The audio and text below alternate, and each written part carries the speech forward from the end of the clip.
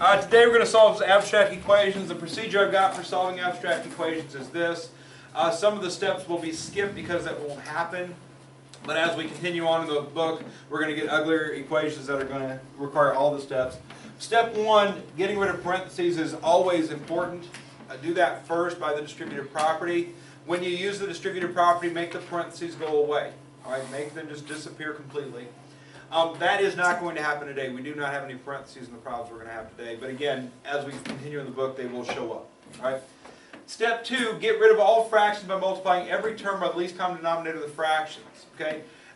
With numerical equations, I made that an optional step. If you didn't mind working with fractions, that's fine. With these abstract equations, get them out of there.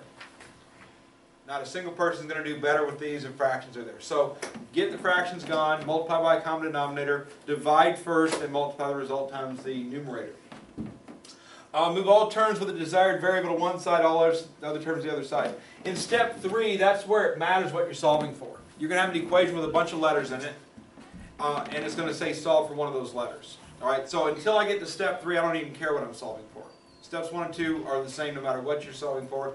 Once you're done with step 2, it says find x. X is the desired variable. Get everything with x to one side, everything without x to the other side. Separate the terms between the equal sign. Factor the desired variable if there's more than one term. So if you have something x plus something else x minus something else x, take the common factor x out. All right? At that point, you'll have that letter that you care about times stuff equals everything else. And the final step, divide the everything else by the stuff being multiplied by the desired variable. All right? And all these steps make much more sense when we put it in context of a problem. So let's move on to example 1. Solve for x is what the directions are. Again, that doesn't matter until step 3. So I'm going to put that on the back burner. Look at my equation. A over x plus m over a is equal to c. Step 1, deal with parentheses. There aren't any, so skip it. Step 2, get rid of fractions.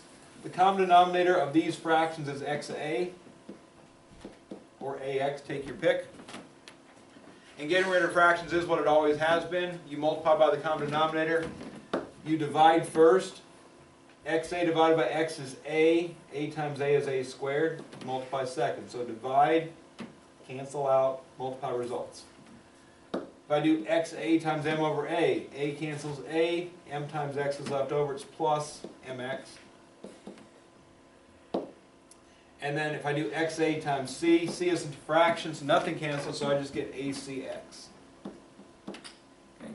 I personally like alphabetical order, so I'm going to make my terms in alphabetical order. If you put cxa or cax or acx or whatever, it doesn't matter what order, just as long as those 3 letters show up in that term.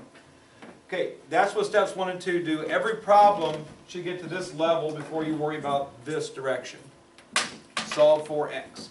So, if I'm solving for x, at this point I have to identify every term that contains the letter I care about. So, there's an x in this term, an x in this term, there's no x in that term.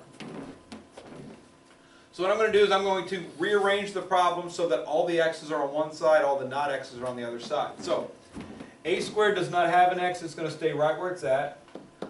acx has an x, but it's already on the correct side. Mx is moving across, so it's going to become minus mx. So good algebra step there.